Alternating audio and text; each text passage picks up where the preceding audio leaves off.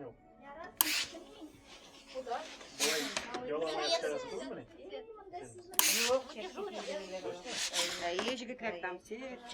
А когда в этом черном костюме? Мы, работаем с огромным удовольствием. Мы целый год ждем, когда фестиваль Навруз будет.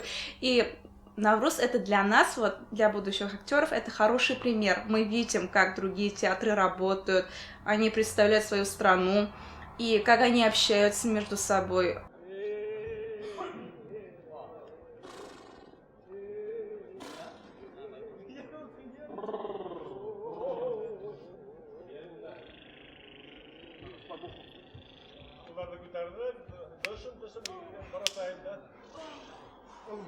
Наверное, стоит сказать, что я приехал из Венгрии, и для венгров, живущих в центре Европы, среди индоевропейских языков и народов, славян, немцев и так далее, вообще понимание Востока, Запада очень важно. По всей истории это как бы один из основных вопросов идентичности, национальной, культурной идентичности.